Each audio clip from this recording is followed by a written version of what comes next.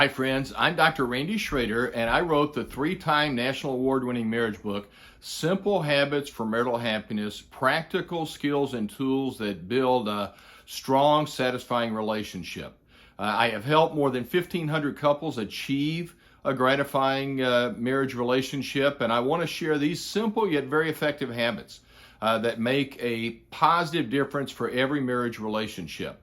In this video, I'm going to talk about Chapter 6 of my marriage book, Simple Habits for Marital Happiness. Chapter 6 looks at how to have a respectful disagreement discussion. There is a myth that happy couples, satisfying relationships do not have disagreements, and that is absolutely untrue. In fact, healthy, happy relationships will have disappointments, hurts. They'll have differing opinions, but they discuss those in a respectful fashion. That is what makes a difference. In fact, I say 3 words for me are synonyms: arguments, fights, and conflicts. An argument would be 2 people yelling at each other. Fights are 3rd graders hitting each other on the playground.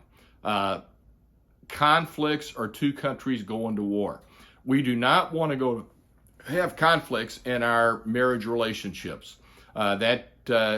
Arguments, fights as well, that will just lead to dissatisfaction. On the other hand, respectful discussions can enhance emotional closeness, physical closeness, and make a positive difference in a marriage relationship. What needs to happen for every couple, they need to establish guidelines. Not so much rigid rules, but just guidelines that will help them have a framework for respecting each other, because couples that have a happy marriage have a safe home for discussions. They don't have the fear that they need to move away due to anger or attack, but they're going to lovingly have good discussions.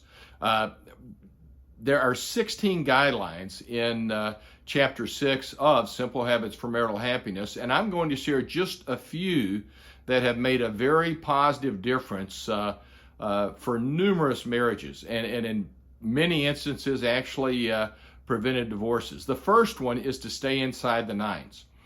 When I help couples achieve a satisfying marriage with these practical, specific words, behaviors, and guidance, I often ask them in the first or second session, when was the last time you had an argument, fight, or conflict? And was it before 9 in the morning or after 9 at night? Almost without exception, almost 100% of the time, couples will say, yeah, it was a big blow up. It started at 9:30 at night and went till midnight. And then the next day we were mad at each other, gave each other the silent treatment for 2 or 3 days, and we really never recovered because we did not find a solution to what was bothering one of us. And so some couples have massaged that stay inside the guidelines to say, we'll not have a serious discussion after 8 o'clock at night, or maybe before 10 o'clock in the morning.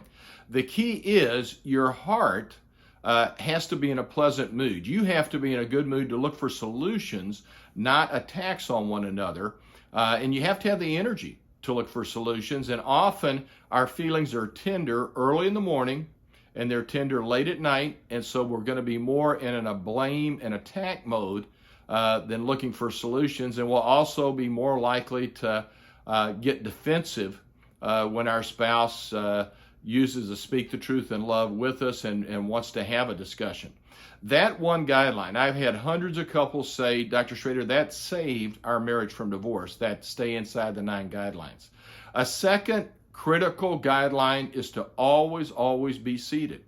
Standing is an intimidating posture. It is difficult to listen well when we're standing. You're probably seated as you watch this YouTube video, and if I ask you to yell, you could yell, but if I ask you to stand up and yell, you would yell even louder. So again, I ask couples, when was the last time you had an argument, fight, or conflict, and were one or both of you standing? Almost 100% of the time, couples say, yes, we were standing. And so you need to be seated because staying inside the 9s, always being seated, has helped hundreds of couples avoid divorces and actually have satisfying marriage relationships. Just Those two guidelines alone, and there's 16 guidelines in chapter 6 on respectful discussions and simple habits for marital happiness.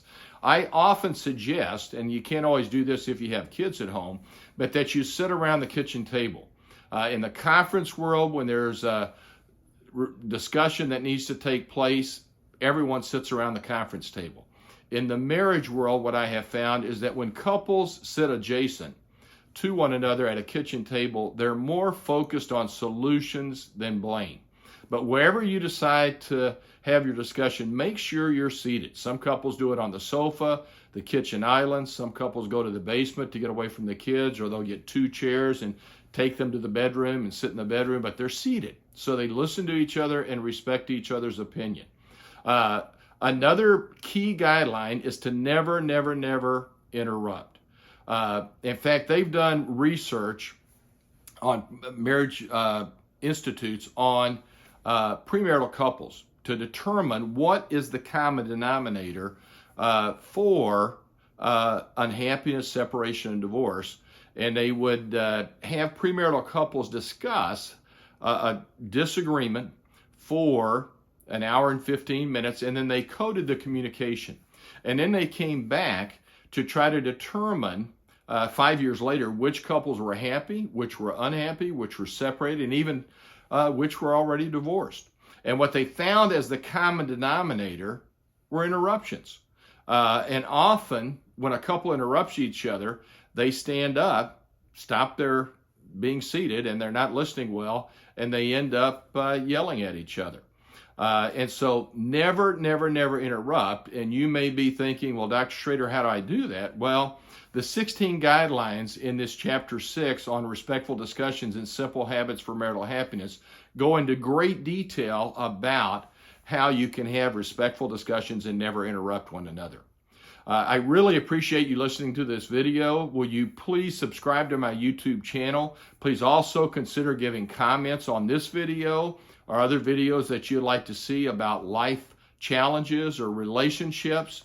Will you please also share this video with family and friends? And if you like this video, will you please give a thumbs up? I really appreciate your time in listening to this video, and I hope it makes a huge difference, positive difference in your marriage relationship. I pray God's richest blessings on your life and all your relationships. Thanks again for listening.